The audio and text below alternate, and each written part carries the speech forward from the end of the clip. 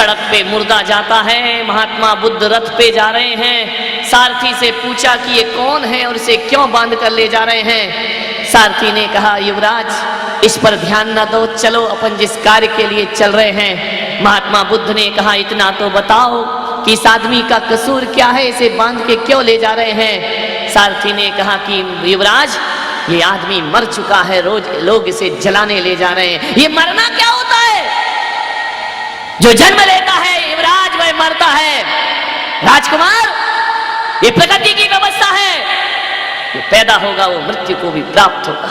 ये मृत्यु क्या होती है? एक बार जो इंसान दुनिया से चला जाए, उस शरीर से एक बार जो सांसें विदा हो जाती हैं, वो दोबारा लौट करके फिर वापस कभी नहीं आया करती हो। मृत्यु का अर्थ होता है शरीर का आत्मा से अलग हो जाना। युवराज जरा ये बताओ, क्या मैं भी मरूंगा? मैं तो राजकुमार हूं ना। बोले नहीं महाराज, राजा राणा छत्रपति यहां दिन के असवार, मरना सबको एक दिन अपनी अपनी। तुम भी नहीं बचोगे युवराज, एक दिन तुम्हें भी दुनिया से विदा होना पड़ेगा। महात्मा बुद्ध ने कहा कि मरना तय है। सारथी ने कहा, हाँ राजकुमार मरना जरूर होगा, एक दिन तुम्हें भी मौत आएगी और एक दिन तुम्हें भी बुढ़ापा आकर के घेरेगा। सारथी के ये शब्द चोट कर गए महात्मा बुद्ध के जीवन में। और महात्मा बुद्ध ने कहा कि सारथी अब रथ मोड़ लो, जब मरना ही है तो फिर जीवन के उत्सव में क्यों जाऊं, फिर तो मृत्यु के महोत्सव की तैयारी आज से ही हो जाना चाहिए। और महात्मा बुद्ध ने रथ मोड़ा और जंगल की ओर प्रस्थान। एक शब्द किसका क्या बन जाए कुछ कह नहीं सकते। यदि 30 दिन के प्रवचनों में तुम्हारा जीवन नहीं बदला तो समझना भी मेरे मुख से तुम्हारे लिए ब्रह्म वाक्य नहीं निकला है। कब निकलेगा कुछ नहीं कह सकते हैं। मंदिर से पूजन करके आने वाला बड़ा विद्वान, बड़ा शास्त्रों का पाठी पिता के चरणों में आकर के बैठ गया।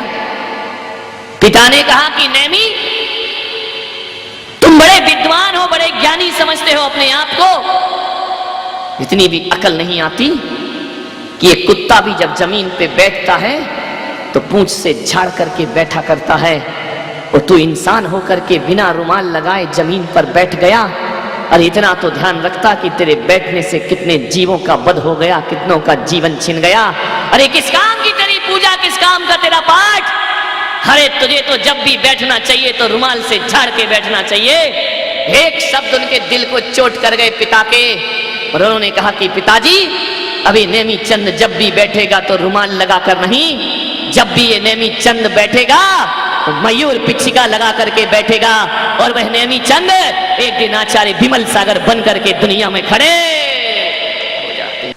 कब किसका जीवन बदल जाए कुछ कह नहीं सकते।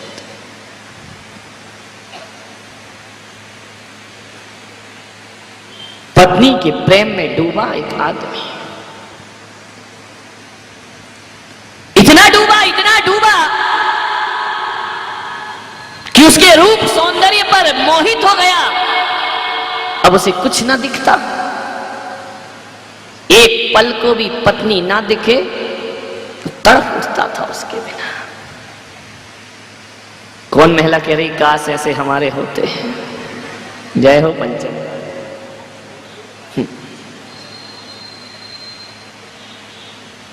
बहुत प्यार में डूब गया पत्नी के। एक दिन पत्नी पीहर चली गई, बहुत रोया कि तू मुझे छोड़ के मत जा। पत्नी ने कहा यार तुझे शर्म नहीं आती है? इतना तो मैं अपने माँ बाप को छोड़कर आई, जब नहीं रोई जितना तू रोता है। बोले देख रत्ना तू लौट के कब आएगी? तू जानती है मैं तेरे बिन ना रह पाऊंगा। रत्नावली ने कहा कि थोड़ा धैर्य रखो, मैं जाऊंगी कहां, लौट कर तो यहीं आऊंगी। नहीं रत्ना, तेरे बिन जीना मुश्किल है। विचार करिए, सोचिए आप। बोले कि रत्नावली मैं तेरे बिन नहीं जी सकता हूं। रत्ना ने कहा धैर्य रखो, दुनिया क्या कहेगी? मैं जानती हूं कि तुम मुझे लेकिन थोड़ी समाज की व्यवस्थाएं भी देखना पड़ती हैं। मुझे पीहर जाना होगा। चली गई पीहर। बरसात के दिन, अमावस की काली रात, 12 बजे रात तक सो ना पाया। 12 बजे रात को भागा ससुराल की तरफ। एक बार तो मैं रत्ना को देखे बिना सो नहीं सकता हूं, जी नहीं सकता हूं, मुझे जाना होगा। मूसलाधार बारिश, वो कोई दिल्ली तो थी नहीं कि पूरा चौमासा बीत जाए और पानी को तरस जाए। वहां तो मूसलाधार झमाझम बारिश हो रही थी। अमावस की काली रात, बिजली चमक रही है। दौड़ा दौड़ा भागा, भागते गया। क्या देखता है कि नदी उफान पर है। सावन भादों की बरसात और नदियों का उफान, तटों को तोड़ करके बह रही है नदी। देखा कि मुझे जाना तो जरूर है, लेकिन जाऊं कैसे? रात को 12 बजे कौन मुझे उस पार करेगा? नदी पूरे जोश में है, नदी पूरे उफान में है।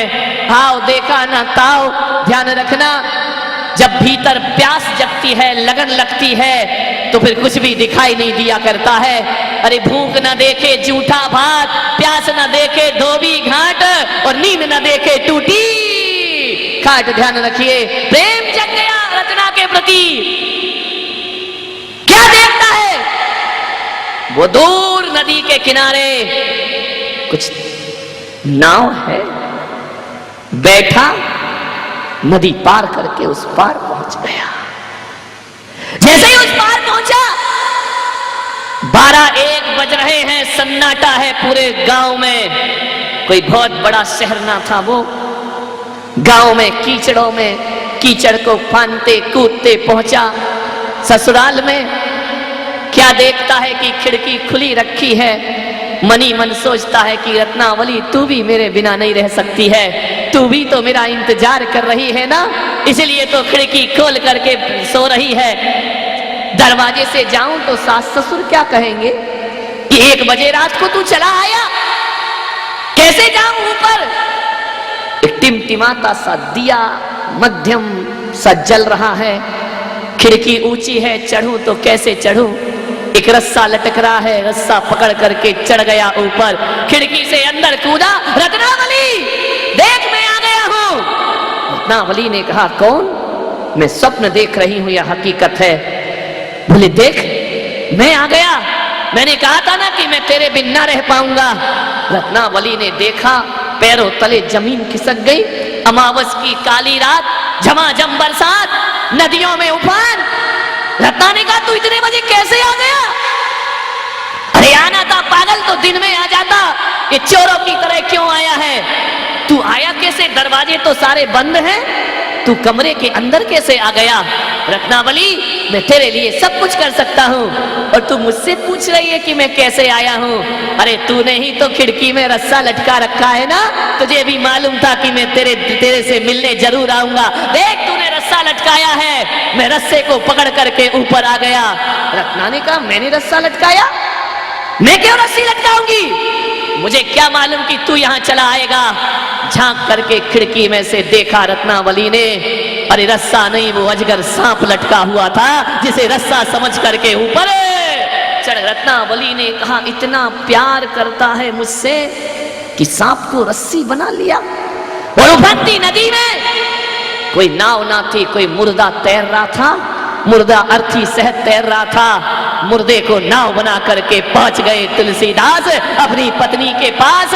रत्नावली ने देखा, इतना प्यार, इतनी चाहत, खरे मूर्ख नादान, शर्म आना चाहिए तुझे। ध्यान रखना, बड़ी विचित्र स्त्री रही होगी रत्नावली।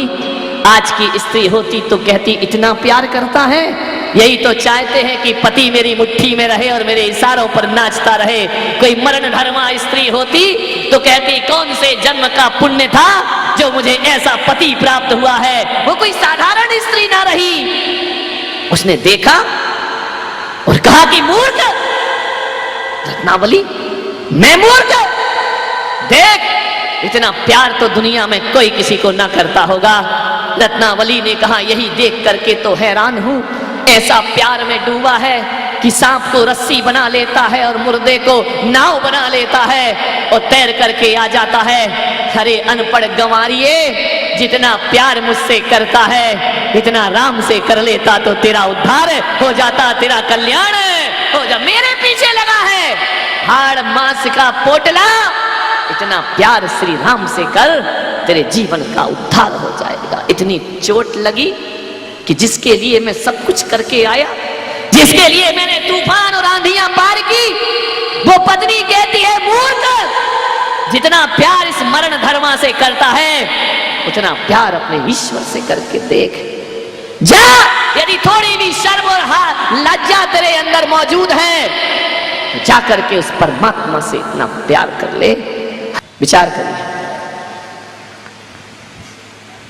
इस साधारण से स्त्री से प्रेम, जा अपने प्रभु से प्रेम कर।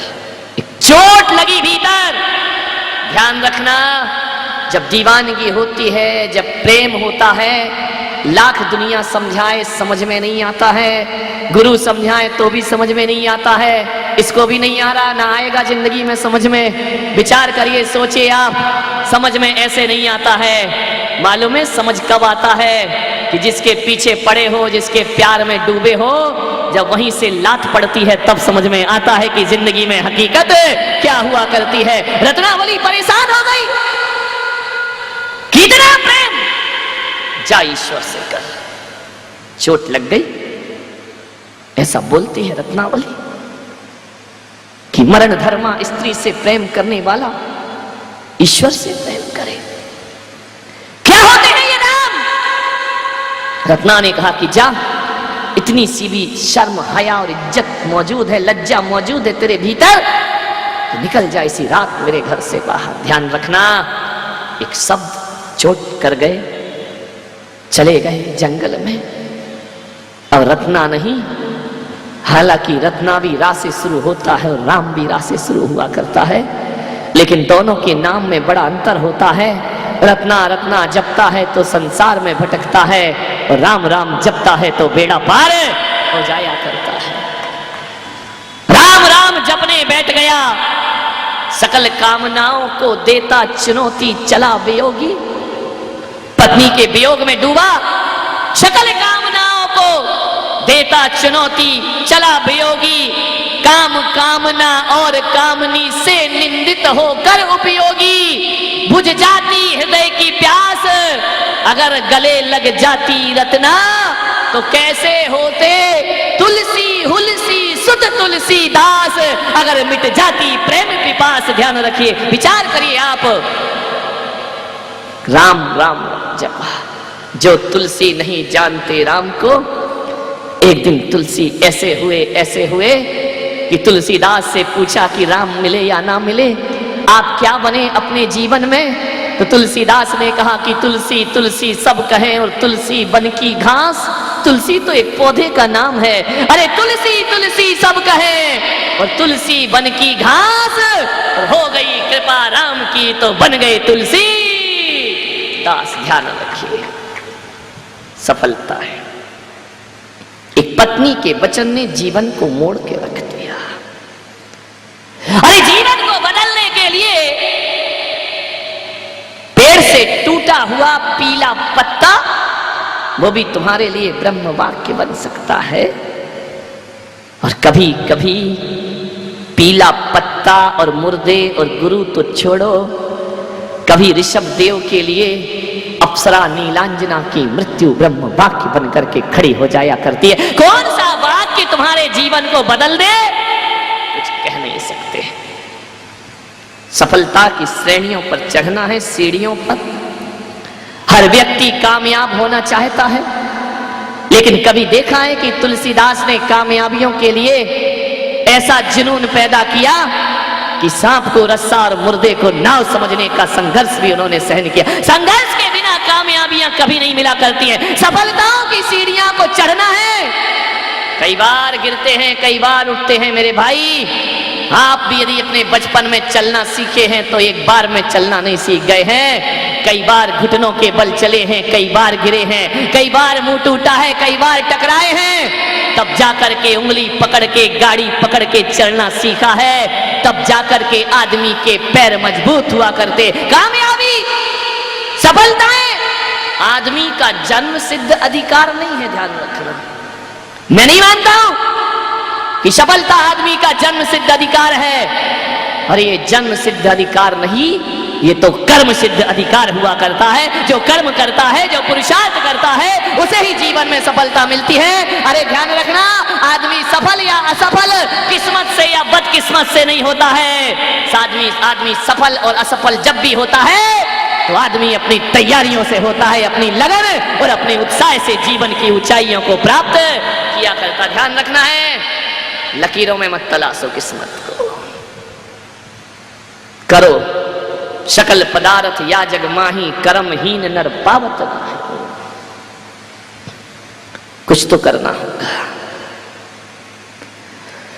धर्म योगी नहीं, अब कर्म योगियों की जरूरत है इस दुनिया में।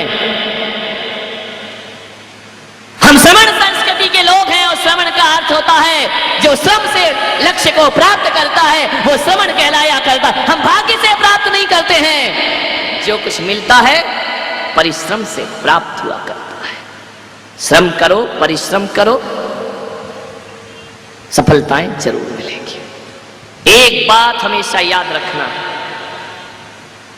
तन का बलिष्ठ और मन का कमजोर आदमी जीवन में कुछ नहीं पा सकता है। तन से पहलवान हो और मन कमजोर हो, कुछ नहीं प्राप्त कर सकता, कोई सफलता नहीं मिलेगी। और मैं तो कहता हूं कि तन से कमजोर आदमी, जिसके तन की एक एक हड्डियां भी गिन ली जाएं, लेकिन मन का बलिष्ठ होता है, तो जीवन के लक्ष्य को वह आदमी प्राप्त कर लिया करता है। तन नहीं देखा जाता है, यहाँ तो विल पावर देखा जाता है, आत्मविश्वास देखा जाता है। कौन कहता है कि एवरेस्ट की चोटियां कोई हिलेरी अपने पैरों से चढ़ता है? अरे पैरों से नहीं चढ़ता है, अपने हौसलों से एवरेस्ट की चोटियां चढ़ा करते हैं। कल्पना चावला यदि अंतरिक्ष में जाती है तो अपने हौसलों के दम पे जाती है। मानने वाले ध्यान रखें, मन बड़ा मजबूत। तो दिल्ली के बच्चों, तुम्हारे पास तो बहुत सुविधा है। आज एक सूत्र लेकर जाओ, चाहे बिजनेस के लाइन में जाना, चाहे सर्विस की लाइन में जाना, चाहे राजनीति की लाइन में जाना, किसी भी लाइन में जाना, कैरियर महान बनाना है, एक संकल्प करना। मैं तो कहता हूं भले एक दुकान करो, लेकिन ऐसी दुकान मत करना जो हजारों लगी हैं बाजारों में। अरे जिस भी मार्ग को चुनो, मरने से पहले उसकी ऊंचाइयों तक पहुंचने का प्रयास जरूर करना। कोई भी चीज खराब नहीं होती है, बिजनेस भी खराब नहीं होता है, सर्विस भी खराब नहीं होती है, संत का मार्ग भी खराब नहीं होता है, ध्यान रखना, राजनीति भी खराब नहीं होती है। किसी भी मार्ग पे जाना, यही प्रयास करना कि ऊंचाई पे मुझे पहुंचना है।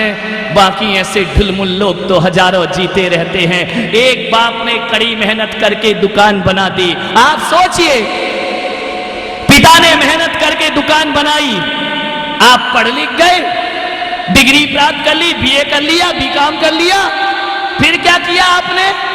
जाकर के बाप की जमी जमाई दुकान पर बैठ गए और गुजार दी जिंदगी। शादी हो गई, बच्चे हो गए, बुढ़ापा आया, मर गए। ये जिंदगी भी कोई जिंदगी है मेरे भाई? अरे ये जीना भी कोई जीना है क्या? अपने पिता से कहना, पिताजी आपने अपनी मेहनत से दुकान खड़ी की है, तो मैं भी अपनी मेहनत से दुकान खड़ के दिखाऊंगा। अरे बाप की जमी जमाई दुकान पे बैठ गए तो कौन सा तीर मार लिया? अरे महान बेटा तो वो होता है जो बाप की छोटी सी दुकान को पढ़ाई लिखाई के बाद एक मॉल में बदल दिया करता है। वो बेटा सपूत बेटा हुआ करता है, बाप की संपदा को आगे बढ़ाता है। बनी बनाई पे बैठ गए, बाप कमाता है, एक मोबाइल ले लिया, कान में ईयरफोन लगा लिया, बाइक उठाई, यहां चक्कर लगाए, वहां चक्कर लगाए, यहां मुंह मारा, वहां मुंह मारा। ऐसे कैरियर नहीं बनेगा आपका, ध्यान रखना। अपने पिता से कहना कि पिताजी जब तक मैं नहीं कमाता हूं, आप मेरी जरूरतें पूरी कर रहे हैं, मैं आपसे कभी नहीं कहूंगा कि 40,000 का मोबाइल मुझे चाहिए। जिस दिन लूंगा, जिस दिन 40,000 का लेना होगा तो खुद की कमाई से लेकर के बताऊंगा। ध्यान रखिए, बाप की दौलत पे ऐश किया तो क्या ऐश किया तुमने? ऐसा तो जानवर भी अपनी जिंदगी जी लेता है। ऐसा प्रयास करो कि अपने माता पिता की संपदा को आगे बढ़ाते हैं। माननीय ध्यान रखिए, ऐसे बच्चे बनो। एक बच्चे को मैं जानता हूं, उसका जन्मदिन आया, उसके पिता ने बड़ी खुशियां मनाई, इकलौता बेटा था। बर्थडे पार्टी हुई, सारे स्कूल के दोस्त आए, मोहल्ले के पड़ोसी के लोग भी आए, बड़ा जश्न मनाया। केक काटा जा रहा था, बच्चे को बुलाया गया, 10,000 रुपए की ड्रेस लाए उसके पिताजी। मेरा बेटे का जन्मदिन है, 10 साल का बच्चा था भाई। केक काटने ही वाला था कि भरी सभा में उसने अपने पिता से प्रश्न किया कि डैडी, क्या आप मुझे प्यार करते हैं? पिता ने कहा कि बेटा, इस माहौल में और ऐसे प्रश्न करता है, यदि प्यार नहीं करता तो ये पार्टी कैसे होती है? अरे तुझे प्यार नहीं करूंगा तो किसे करूंगा, तू तो मेरा इकलौता बेटा है ना। पिता ने छाती से लगा लिया, मेरे बच्चे, तू मेरी जान है, जो कुछ भी कर रहा हूं, कमा रहा हूं, तेरे लिए कर रहा हूं, तेरा ही भविष्य बनाऊंगा। आप सोचिए, माँ बाप हमारे लिए कितना करते हैं। खुद पिता ने कभी 10,000 की ड्रेस न पहनी होगी, बच्चे के लिए लेकर आते हैं। मैं तुझे बहुत प्यार करता हूं। बच्चे ने कहा, ईमानदारी से बताओ कि आप मुझे सचमुच चाहते हैं? बोले हाँ। बच्चे ने कहा, डैडी, जितना आप मुझे चाहते हैं उससे 1000 गुना ज्यादा मैं तुम्हें चाहता हूं। मैं तुमसे प्यार करता हूं पापा। तो पिता ने कहा, बेटा, ये कहने की जरूरत नहीं है, मैं जानता हूं कि तू मुझे बहुत प्यार करता है।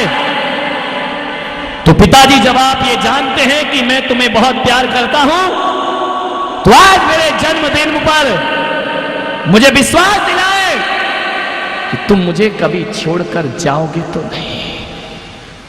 अब ऐसी बातें कोई 10 साल का बच्चा बोले कि तुम मुझे कभी छोड़ के तो नहीं जाओगे। पिता ने कहा, बेटा, मौत पर तो मेरा अधिकार नहीं है, लेकिन जीते जी मैं तुझे कभी छोड़ के नहीं जाऊंगा।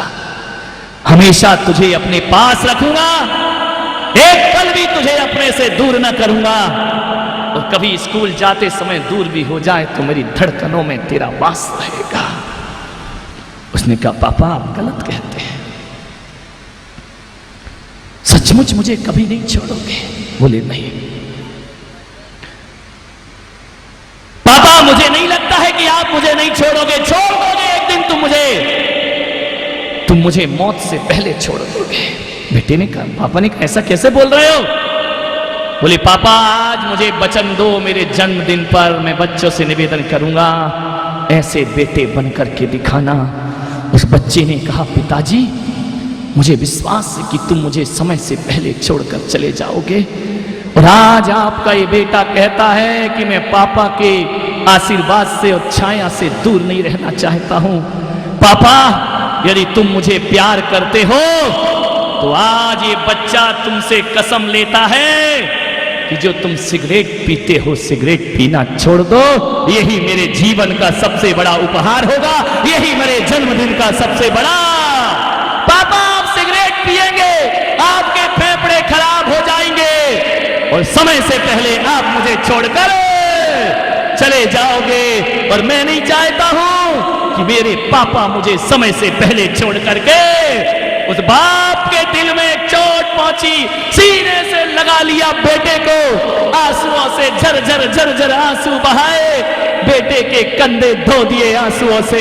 बेटा भी लिपट कर रोया, मेरे पापा, मैं तुम्हें कभी नहीं छोड़ पाऊंगा। बस एक बार विचार करो, अरे मरना है तो अच्छी मौत मरना। ये नशे की मौत मर के इस बेटे का दिल तोड़ करके दुनिया से विदा। मैं जानता हूं कि मरना तो सबको है, लेकिन कुत्ते की मौत नहीं, इंसान की मौत मरने का प्रयास कीजिए। ध्यान रखना। मान्यवर, पहली बात तो आपके जीवन में अवगुण ना हो। वो दुर्भाग्य से यदि माता पिता के जीवन में अवगुण है तो माता पिता को मत छोड़िए, उनके अवगुण छुड़ाने का आप प्रयास करिए। तो आप इस भारत के सच्चे सपूत बन करके खड़े हो जाएंगे। आपके दोस्तों में अवगुण है तो उन्हें छुड़ाइए। अरे मेरे भाई, पाप से नहीं, पापी से नहीं, पाप से दुश्मनी करना सीखिए।